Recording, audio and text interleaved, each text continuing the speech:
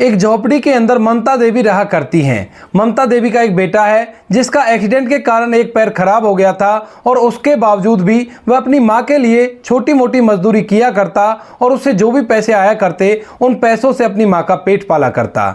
ममता देवी और उसके बेटे के दिन बड़ी मुश्किलों से कट रहे थे क्योंकि उनके घर में ज़्यादा कुछ नहीं था, एक छोटा सा झोपड़ा था और झोपड़े के अंदर केवल वो खाने लायक पैसा कमाया करता और उसी से अपना गुजारा किया करता। ममता देवी ने झोपड़ी के अंदर एक छोटा सा भगवान का मंदिर बना रखा है और उसके सामने हाथ जोड़कर उनसे प्रार्थना किया करती है कि किसी भी तरह से हमारे दिन अच्छी तरह से व्यतीत होने लगे, क्योंकि अक्सर जब वो लोग बीमार हो जाया करते हैं तो उनके पास उतने पैसे भी नहीं रहा करते कि वो अपना इलाज सही तरह से करा ले। अब ऐसे ही एक दिन सुबह सुबह ममता देवी भगवान के सामने हाथ जोड़कर प्रार्थना कर रही थी, तभी उनकी झोपड़ी में एक युवा लड़का आता है जिसने अच्छे से कोट पैंट पहन रखे थे और देखने से बहुत ही ज्यादा अमीर प्रतीत हो रहा था। उस लड़के का नाम था शकील खान। अब जैसे वो युवा लड़का उस झोपड़ी के अंदर आता है तो ममता देवी उससे कहने लगती है कि साहब कौन है आप और आज हमारे झोपड़े में क्या कर रहे हो। इतनी ही देर में वह युवा लड़का आकर उनके पैर छू लेता है और पैर छूने के बाद कहता है कि माँ तुमने मुझे नहीं पहचाना, मैं तुम्हारा बेटा शकील। इस बात को सुनते ही जो वह बुजुर्ग महिला थी ममता देवी, वो एकदम से उसे अपने गले से लगा लेती है और उसकी आंखों से आंसू झरझर बहने लगते हैं। इधर जो वह लड़का था शकील खान, उसकी आंखों से भी आंसू बहने लगे थे क्योंकि काफी दिनों बाद वह इस महिला से मिला था। ऐसा क्या हुआ था जो शकील खान ममता देवी को अपनी मां बता रहा था और क्या होगा इस कहानी में, इससे आगे पूरी सच्चाई के बारे में जानने के लिए वीडियो को अंत तक जरूर देखें। यह कहानी राजस्थान के एक छोटे से गांव की है जहां पर एक मुस्लिम परिवार रहा करता है। परिवार के अंदर माता पिता और एक लड़का है जिसका नाम है शकील खान। शकील खान के पिता अक्सर शराब का ज्यादा सेवन किया करते हैं और इसी वजह से वह अपने घर परिवार की तरफ जरा भी ध्यान नहीं दिया करते हैं। शकील खान की मां थोड़ी बहुत मजदूरी किया करती और उसी से घर का गुजारा किया करती थी। धीरे धीरे समय बीतता है और समय के साथ साथ शकील खान के पिता की शराब की लत और भी ज्यादा बढ़ जाती है। अब वो अपनी पत्नी की मजदूरी के पैसों को भी छीन लिया करता और उन्हीं से शराब पी लिया करता। अक्सर जब शकील खान की मां बीमार हो जाया करती तो शकील खान का पिता उसे डॉक्टर के पास नहीं ले जाता है और वह शराब के नशे में चूर होकर अपनी मस्ती में घूमता रहता है। अब शकील खान जैसे ही 5 साल का होता है तो उसी दौरान शकील खान की मां की मौत हो जाती है क्योंकि वो ज्यादातर बीमार रहा करती थी और उसका इलाज ढंग से नहीं हो पाता था। अब इसके बाद शकील खान एकदम से बिना मां के रह गया था और उसका जो पिता था वो ज्यादातर शराब पिया करता था। इसके बाद जो वहां के अड़ोसी पड़ोसी होते हैं वो शकील खान के पिता को ताना मारने लगते हैं और कहते हैं कि कैसा पिता है तू, ना तो अपनी पत्नी की देखभाल अच्छी तरह से कर पाया और ना ही बच्चे की जिंदगी के बारे में तुझे कोई ख्याल है। अब इन सभी बातों से परेशान होकर जो शकील खान का पिता होता है वो अपने बेटे को अपने साथ लेकर उस गांव से निकल आता है। उसके बाद वह सीधा मुंबई की ट्रेन में बैठ जाता है और वहां से मुंबई के लिए रवाना हो जाता है। अब शकील खान जिसकी उम्र 5 साल है वह अपने पिता के साथ ऐसे ही जा रहा है, उसे कुछ भी नहीं पता कि आगे जिंदगी में क्या होने वाला है। धीरे धीरे समय बीतता और समय के साथ साथ ट्रेन लगभग मुंबई पहुंचने ही वाली थी और उससे एक स्टेशन पहले शकील खान का पिता अपने बेटे शकील खान को लेकर वहां पर उतर जाता है। उतरने के बाद जो शकील खान होता है अपने पिता से खाने के लिए कहने लगता है और कहता है कि पिताजी मुझे खाना खाना है और मुझे भूख लगी है। उसके बाद जो शकील खान का पिता होता है अपने बेटे को लेकर एक होटल पर चला जाता है और वहां पर दोनों बाप बेटे बैठकर खाना खाने लगते हैं। शकील खान बड़े ही चाव से खाना खा रहा है और सोच रहा है कि शायद पिताजी अब मेरा अच्छे से ख्याल रख लेंगे और कोई भी दिक्कत मुझे नहीं होने वाली। उसके बाद जैसे ही शकील खान का खाना खत्म होता है तो जो शकील खान का पिता होता है वह होटल मालिक से कुछ बात करके आता है। बात करने के बाद होटल मालिक उसे कुछ पैसे देता है और उन पैसों को लेकर शकील खान का पिता वहां से जाने लगता है। अब शकील खान अपने पिता के साथ साथ जाने लगता है, लेकिन तभी वह होटल मालिक आकर उस शकील खान को रोक लेता है और कहता है कि तुम्हारे पिता ने तुम्हें हमें बेच दिया है और आज से तुम यहीं पर रहोगे और यहीं पर काम करोगे। इस बात को सुनकर जो शकील खान होता है उसकी आंखों में आंसू आ गए थे छोटी सी उम्र में और वह अंदर ही अंदर घुट घुट कर रोने लगता है। लेकिन अभी उसकी उम्र 5 साल थी तो वो करता भी तो क्या करता, तो इसी वजह से वो उसी होटल पे रहने लगता है और वहां पर अपने छोटे छोटे हाथों से बर्तनों को साफ किया करता और सभी लोगों को खाना परोसने का काम किया करता। धीरे धीरे समय बीतता और समय के साथ साथ उसको उस होटल पे काम करते हुए 1 साल बीत जाता है। लेकिन 1 साल तक जो शकील खान है उसको बहुत कुछ झेलना पड़ा था। होटल का मालिक अक्सर उस पर पिटाई लगा दिया करता और इसी चीज को देखकर शकील खान यहां पर नहीं रहना चाहता। वह चाहता है कि मैं यहां से कहीं निकल जाऊं और किसी और के साथ रहकर अपना जीवन व्यतीत करूं, क्योंकि यहां पर जो होटल मालिक है वो उसको बहुत ही ज्यादा परेशान किया करता है और एक तरह से जानवरों की तरह उसके साथ सलूक किया करता है। उसके जीवन में कोई भी ऐसी चीज नहीं थी जो उसे खुशी दे सकती थी, केवल एक चीज को छोड़कर। दिल के समय में जब उस लड़के के पास ज्यादा काम नहीं रहा रहा करता तो वह होटल के साइड में बड़े हुए फुटपाथ पर खेलने के लिए चला जाया करता और वहीं पर दो लड़के और आ जाया करते जिनका नाम था रमेश और सुरेश। रमेश और सुरेश जो कि काफी ज्यादा गरीब थे और वो भी ऐसे घूम घूम कर इधर उधर खेला करते और उसके हम उम्र के थे। उसके बाद वह उनके साथ थोड़ी बहुत देर खेल लिया करता और वो चीज उसे सबसे ज्यादा खुशी दिया करती।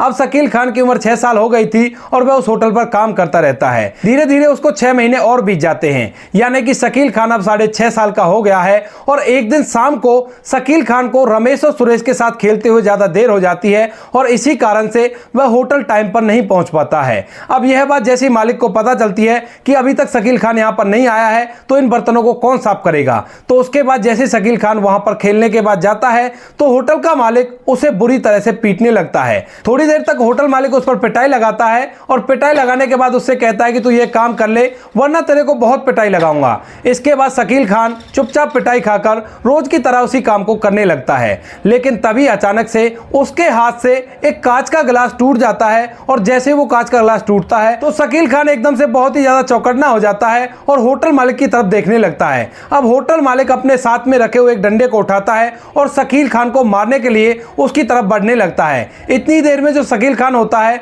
वहां से एकदम भाग उठता है और भागते भागते फुटपाथ के किनारे से एक झोपड़ा दिखाई देता है तो उस झोपड़े के अंदर वह जाकर घुस जाता है। वहां पर जाकर देखता है कि यह झोपड़ा और किसी का नहीं, उसी के उन्हीं दोस्तों का है जो दोस्त रमेश और सुरेश उसके साथ खेला करते थे और यहां पर उनकी मां भी है। अब जैसे ही मां ममता देवी देखती है कि एक छोटा सा लड़का 6.5 साल का उसकी झोपड़ी में आ घुसा है तो उससे पूछने लगती है कि बेटा तू कौन है और यहां पर क्या कर रहा है। तो उसके बाद शकील खान एकदम से उससे कहता है कि अम्मी मेरी बहुत बुरी हालत है और मेरे पीछे होटल का मालिक मुझे पीटने के लिए भाग रहा है, तो तुम मुझे कहीं पर भी छुपा लो, मेरी जान बच जाएगी वरना आज वो मुझे जान से मार देगा। इसके बाद जो ममता देवी होती हैं अपने बच्चों के साथ उसे भी उसी बिस्तर में घुसा लेती हैं जहां पर उसके बच्चे आराम कर रहे थे, क्योंकि अब तक शाम हो चुकी थी और शाम के समय रमेश और सुरेश एक कंबल के अंदर आराम कर रहे थे सर्दियों के टाइम में। तो उसी कंबल के अंदर ममता देवी उस लड़के शकील खान को भी छुपा लेती है।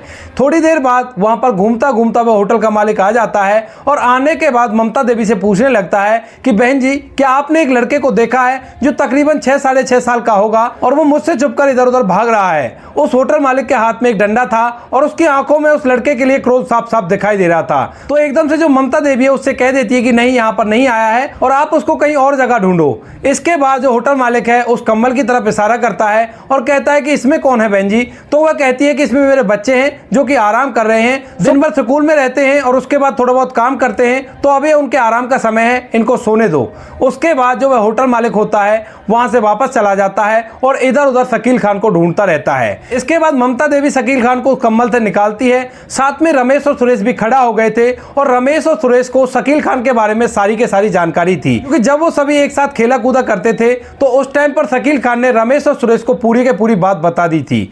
उसके बाद वह अपनी मां ममता देवी से शकील खान के बारे में पूरी बात बता देते हैं और कहते हैं कि माँ जी इसका पिता इसे कुछ पैसों के लिए उस होटल पर बेच गया है और उसके बाद ये होटल का मालिक इसको बार बार पीटा करता है और इससे काम करवाया करता है। इस बात को सुनकर जो ममता देवी होती है उसकी आंखों में आंसू आ जाते हैं, क्योंकि शकील खान के चेहरे पर मासूमियत साफ साफ झलक रही थी और वो एक मासूम सा फूल सा बच्चा था जिसके ऊपर ढेर सारे जुल्म किए गए थे। इसके बाद जो ममता देवी होती है वो उससे पूछती है कि बेटा तूने खाना खाया। तो जो शकील खान है वो नाम में सर हिलाता है और कहता है कि माँ अभी तक मैंने खाना नहीं खाया। उसके बाद ममता देवी उसके लिए उसी झोपड़े के अंदर से थोड़ा सा खाना लाती है जो उसके बच्चों से बच गया था। उसके बाद वो उस खाने को अपने हाथ से शकील खान को खिलाती है। अब शकील खान जैसे ही ममता देवी के हाथ से खाना खाता है तो एकदम से उसकी आंखों से आंसू टपकने लगते हैं। अब बच्चे को रोता हुआ देखकर जो ममता देवी है उसकी भी आंखों में आंसू आ जाते हैं और वह उसके आंसुओं को पहुंचते हुए कहती है कि बेटा कैसी भी चिंता मत करो और तुम्हें आज से कोई भी परेशानी का सामना नहीं करना पड़ेगा। इसके बाद शकील खान खाना खाता है और खाना खाने के बाद कहने लगता है कि क्या मैं आपको अम्मी ही बुला सकता हूं, मैं चाहता हूं कि मेरी कोई अम्मी हो। और आपको खाना खिलाते हुए देखकर मुझे अपनी अम्मी की याद आ गई, क्योंकि अक्सर वो भी मुझे ऐसे ही खाना खिलाया करती थी जब मेरा पिता मुझे पिटाई लगाया करता था। इसके बाद ममता देवी उससे कहती है कि बेटा कोई बात नहीं, 2 बच्चे मेरे हैं और एक तुझे भी मैं पाल लूंगी और कैसी भी कोई परेशानी नहीं होने दूंगी। उसके बाद ममता देवी उसको अपने पास रखने लगती हैं, लेकिन जो जो होटल का मालिक था वो बार बार वहां पर ढूंढने के लिए उसे आया करता और उस टाइम पर उन्हें शकील खान को छुपाना पड़ा करता। अब इन सभी चीजों को देखकर जो ममता देवी होती है अपने बच्चों के साथ वहां से 10 किलोमीटर दूर जाकर एक ऐसा झोपड़ा बना लेती है और उसके अंदर अपने तीनों बच्चों को लेकर रहने लगती है। शकील खान अब उनके साथ खेला कूदा करता और साथ में जो ममता देवी होती है अपने तीनों बच्चों का एडमिशन एक एनजीओ में करा देती है, क्योंकि जहां पर ममता देवी के बच्चे रहा करते थे वहां पर पहले भी एक एनजीओ में पढ़ा करते थे, तो उसी एनजीओ की ब्रांच वहां पर भी थी, तो उसी ब्रांच में जाकर अब वो तीनों बच्चे उस ब्रांच में रहकर पढ़ने लगते हैं। धीरे धीरे समय बीतता है और समय के साथ साथ धीरे धीरे समय बीतता और समय के साथ साथ जो तीनों बच्चे होते हैं वो पढ़ लिख कर 10वीं क्लास में पहुंच जाते हैं। एनजीओ के अंदर सभी बच्चों को खाना मिला करता और अच्छा खाना और भरपेट खाने की लालसा में वो लोग पढ़ने लगते हैं और पढ़ते पढ़ते 10वीं क्लास में पहुंच गए थे। अब जो शकील खान होता है वो पढ़ाई लिखाई में काफी ज्यादा तेज होता है। इसके बाद 2 साल और बीत जाते हैं और 2 साल के अंदर उन बच्चों की स्कूली एजुकेशन कंप्लीट हो गई थी। लेकिन जो शकील खान था वो पढ़ने लिखने में काफी ज्यादा होशियार था, तो इसी वजह से वो आगे की पढ़ाई करना चाहता है। और एक शाम जब वो सभी बच्चे अपनी माँ के पास बैठे हुए थे तो वह अपनी माँ से कहने लगता है कि माँ, मैं आगे की पढ़ाई करना चाहता हूँ और पढ़ लिख कर किसी सरकारी नौकरी में लगना चाहता हूँ ताकि हमारा जीवन भी अच्छी तरह से व्यतीत होने लगे। अब इसके बाद जो ममता देवी होती है वो उससे कह देती है कि ठीक है बेटा, अगर ऐसी बात है तो तू बेशक से जाकर अपनी पढ़ाई लिखाई कर सकता है और जैसी भी मदद तुझे हमसे चाहिए तो हमें बता देना, हम तेरी पढ़ाई लिखाई करवा देंगे। क्योंकि जहां पर यह एनजीओ था यहां पर दूर दूर तक कोई भी कॉलेज नहीं था, तो इसी वजह से जो शकील खान होता है उसे थोड़ी दूर जाकर रहना पड़ता है। वहां पर जाकर वह एक पीजी लेता है और उस पीजी के अंदर रहने लगता है, पढ़ाई भी किया करता और साथ में कुछ मेहनत मजदूरी भी किया करता ताकि वह अपना खर्चा खुद से निकाल सके। इसी तरह से वह अपनी ग्रेजुएशन को कंप्लीट करता है और ग्रेजुएशन कंप्लीट करने के बाद उसी पीजी में रहकर अपनी आगे की पढ़ाई करने लगता है। वह सरकारी नौकरी को प्राप्त करना चाहता है, तो इसके बाद वह गवर्नमेंट जॉब के फॉर्म अप्लाई करने लगता है। धीरे धीरे ग्रेजुएशन किए हुए लगभग उसको 2 साल बीतते हैं और 2 साल के अंदर उसकी मेहनत रंग लाती है और वह एक सरकारी नौकरी में लग जाता है। दोस्तों, वह एक सरकारी बैंक के अंदर मैनेजर लग गया था। अब यह बात जैसे शकील खान को पता चलती है कि वो मैनेजर बन गया है तो एकदम से बड़ा ही खुश होता है और इस खुशी को अपनी मां के साथ शेयर करना चाहता है। तो इसके बाद शकील खान मार्केट जाता है और मार्केट के अंदर से अपने बचाए हुए पैसों से कुछ कपड़े खरीदता है। अच्छा सा कोट पैंट वो खरीदता है, अच्छे से जूते पहनता है और जूते पहनने के बाद उस जगह पर पहुंच जाता है जहां पर उसकी मां रहा करती थी। अब जैसे वो झोपड़े के अंदर जाता है तो वह देखता है कि उसकी मां ममता देवी भगवान के सामने हाथ जोड़कर कुछ प्रार्थना कर रही है। अब जैसे ही मां प्रार्थना करने के बाद पीछे की तरफ मुड़ती है तो वह देखती है कि एकदम से उसके सामने एक युवा लड़का खड़ा हुआ है जिसने अच्छे खासे कपड़े पहन रखे हैं और उसके चेहरे पर दाढ़ी भी है। अब इस चीज को देखकर वो एकदम से हैरान हो जाती है और उससे पूछने लगती है कि साहब आप कौन हो और यहां पर क्यों आए हो। तो उसके बाद जो शकील खान होता है पहले तो एकदम से हंसने लगता है और उसके बाद एकदम से ममता देवी के पैर छू लेता है। कहता है कि मां, नहीं पहचाना ना तुमने भी, मैं तुम्हारा शकील हूं और अब मैं एक सरकारी नौकरी लग गया हूं। अब इस नाम को जैसे ममता देवी सुनती है तो एकदम से उसकी आंखों से आंसू निकलने लगते हैं और वह झट से अपने बेटे शकील को गले से लगा लेती है और गले से लगाकर फूट फूट कर रोने लगती है। इधर जो शकील खान था वह भी अपनी मां की ऐसी हालत को देखकर एकदम से फूट फूट कर रोने लगता है और अपनी मां को गले से लगा लेता है। उसके बाद वह अपनी मां से बातें करता है और बातों बातों में उसे पता चलता है कि उसके जो 2 भाई थे सुरेश और रमेश, उनमें से जो रमेश था उसके एक्सीडेंट में मौत हो गई है और जो दूसरा भाई था उसके पैर में ऐसी चोट आ गई है जिसके कारण उसे बहुत ही कम मजदूरी मिला करती है और उसी कारण से उसकी मां और उसका भाई बड़े ही परेशान रहा करते हैं। इन सभी बातों को सुनकर जो शकील होता है वह फूट फूट कर रोने लगता है और अपनी मां से कहता है कि मां, अब बहुत हुआ, तुमने यहाँ पर टाइम बहुत ही ज्यादा व्यतीत कर लिया, अब तुम मेरे साथ चलो और मैं तुम्हें अच्छी सी जिंदगी दूंगा और भाई कहाँ है उसको भी बुला लो, वो भी हमारे साथ चलेगा। लेकिन जो उसका भाई था जो हैंडीकैप था वो सुबह सुबह किसी काम को करने के लिए गया था और उस काम को करते जैसे वो वापस आता है और घर के अंदर एक अजनबी व्यक्ति को देखता है तो उससे पूछने लगता है कि भाई तू कौन है और यहाँ पर क्या कर रहा है। लेकिन जैसे ही वो उसे बताता है कि मैं शकील हूं और मैं सरकारी नौकरी लग चुका हूं और अब हम लोग अच्छे से जिंदगी जिएंगे, तो इस बात को सुनकर जो उसका भाई होता है उसकी आंखों में भी आंसू आ जाते हैं और वह भी झट से उसे अपने गले से लगा लेता है। वह बैसाखी से चला करता और इसी तरह से मेहनत मजदूरी करके अपनी मां का भरण पोषण किया करता। दरअसल दोस्तों, ममता देवी के दोनों बेटों ने 12वीं क्लास तक की पढ़ाई की थी और उसके बाद मेहनत मजदूरी करने लगे थे क्योंकि उन्हें बिल्कुल भी अच्छा नहीं लगता था कि उनकी मां उनके रहते हुए मजदूरी करे। तो इसी वजह से वो मजदूरी करने के लिए चले गए थे और एक दिन मजदूरी पे और एक दिन मजदूरी पर जाने के दौरान दोनों भाई के सामने अचानक से ट्रक आता है। तो उसके बाद बड़ा भाई छोटे भाई को धकेल देता है और खुद ट्रक के सामने आ जाता है। तो इसी वजह से छोटे भाई के पैर में चोट लग गई थी और बड़े भाई की मौत हो गई थी। छोटा भाई अब मेहनत मजदूरी करके अपनी माँ का पेट भरा करता और इसी तरह से अपने दिनों को व्यतीत कर रहे थे। इसके बाद जो शकील खान होता है अपने भाई और अपनी माँ को अपने साथ ले जाता है और जहां पर उसकी जॉब लगी थी वहीं पर एक किराए का घर लेता है और उसमें अच्छी तरह से रखने लगता है। लेकिन उसका भाई उसके बावजूद भी थोड़ी बहुत मेहनत मजदूरी यहाँ पर भी किया करता है ताकि वह किसी के ऊपर बोझ ना बने और अपनी जिंदगी को अच्छी तरह से व्यतीत कर ले। तो उसके बाद वो परिवार वहां पर रहने लगता है और शकील वहां से जाकर बैंक में ड्यूटी किया करता है। अब एक दिन शाम को जैसे उसकी ड्यूटी कंप्लीट होती है तो उसके बाद वह बाहर निकलता है और बैंक के दरवाजे पर एक बेहद ही बुजुर्ग व्यक्ति को देखता है जिसकी लंबी लंबी दाढ़ी बड़ी हुई थी और देखने से काफी ज्यादा बीमार प्रतीत हो रहा था। तो उसके बाद जो शकील होता है बहुत ही ज्यादा दरिया दिल था। तो वह उसके पास जाता है और उससे पूछने लगता है कि बाबा तुम कौन हो और यहाँ पर क्या कर रहे हो। तो उसके बाद जैसे ही वह व्यक्ति अपने बारे में बताता है तो शकील खान को पता चल जाता है कि यह व्यक्ति कोई और नहीं उसका वही पिता है जिसने उसे चंद पैसों के लिए उस होटल पर बेच दिया था और ऐसे ही छोड़ दिया था और अपनी जिंदगी में मस्त हो गया था। इसके बाद जो शकील खान होता है वहां से खड़ा होता है और उस व्यक्ति से बिना कुछ कहे अपने घर चला जाता है। शाम के समय जैसे वो अपने घर जाता है तो उसके चेहरे पर मायूसी साफ साफ दिखाई दे रही थी। तो उसकी मां ममता देवी इस मायूसी को देख लेती है और उसे पूछने लगती है कि बेटा आखिर क्या हुआ, तुम इतना परेशान क्यों है। तो उसके बाद जो शकील खान होता है उस बुजुर्ग व्यक्ति की जो उसके बैंक के बाहर पड़ा हुआ था पूरी कहानी अपनी मां को बता देता है और कहता है कि वो मेरा बाप है जो मुझे होटल पर बेच कर गया था। इस बात को सुनने के बाद जो उसकी मां होती है ममता देवी वो उसे कहती है कि बेटा अगर ऐसी बात है तो तू उसे ऐसा कर किसी अच्छे से हॉस्पिटल में दिखा दे और उसका इलाज करवा दे। आखिर वो तेरा बाप है, भले ही उसने तेरे साथ जो भी किया था लेकिन तुझे अपना फर्ज निभाना चाहिए। इस बात को सुनने के बाद शकील खान को गुस्सा आता है और वह अपनी मां से मना कर देता है। कहता है कि मां ऐसे बाप को मैं क्यों दिखाऊं जिस बाप ने मुझे छोटी सी उम्र में एक दूसरे व्यक्ति को चंद रुपयों के लिए बेच दिया था। ऐसे बाप को दिखाने का कोई फर्ज नहीं बनता है। लेकिन तभी उसकी मां उसे समझाती है, कहती है कि बेटा भले उसने तुझे पाल पोस कर बड़ा ना किया हो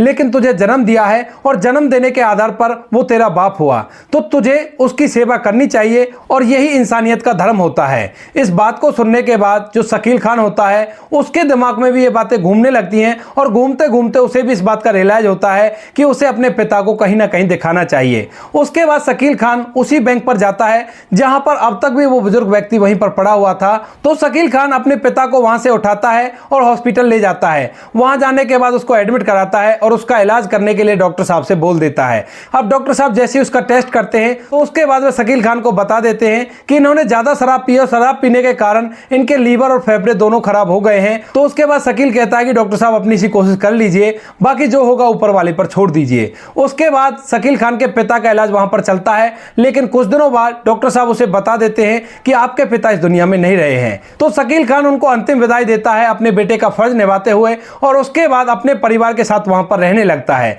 इसके बाद जो ममता देवी होती है वो अपने बेटे शकील खान से कहने लगती है कि बेटा अब तू शादी के योग्य हो गया है और मेरे ख्याल से अब तुम्हें शादी कर लेनी चाहिए। अब इस बात को सुनकर शकील खान पहले तो मना करता है, कहता है कि माँ ऐसा नहीं है, पहले भाई की शादी होगी क्योंकि वो मुझसे बड़े हैं।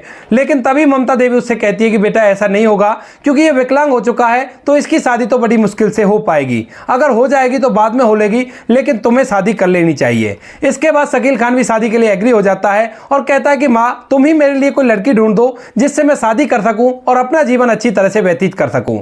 इसके बाद जो शकील खान की माँ होती है ममता देवी वो उसके लिए एक मुस्लिम लड़की ढूंढती है जो अच्छे खासे घर परिवार से बिलोंग किया करती थी। तो उसके बाद वह उससे शादी की बात करती है और शादी की बातें तय हो जाती है। शकील खान की शादी मुस्लिम रीति रिवाज से अच्छी तरह से कराई जाती है और शादी होने के बाद शकील खान की पत्नी भी उसी घर में आकर उनके साथ रहने लगती है। कुछ दिनों बाद शकील खान अपने लिए एक अच्छा सा घर बना लेते हैं और उसी घर के अंदर पूरा परिवार शिफ्ट हो जाता है। घर के एक कमरे में शकील खान की मां पूजा पाठ किया करती है और दूसरे कमरे में शकील खान की पत्नी नमाज पढ़ा करती है और इसी तरह से परिवार गुलदस्ते की तरह खिलखिलाता रहता है। फिलहाल शकील खान के 2 बच्चे हैं जो काफी ज्यादा बड़े हो चुके हैं और अच्छे से पढ़ाई लिखाई कर रहे हैं। शकील खान की मां बुजुर्ग होने के कारण उनकी मौत हो गई है और उनका जो हैंडीकैप्ड भाई था वो भी उनके साथ ही रहा करता है। अभी तक उसकी कोई भी शादी नहीं हुई है लेकिन जो शकील खान है वो अच्छे से उसका देखभाल किया करता है। तो दोस्तों ये थी कहानी एक लड़के की जिसके पिता ने कुछ पैसों के लिए उसे होटल पर भेज दिया था लेकिन बाद में उसने अपनी जिंदगी को कुछ इस तरह से जिया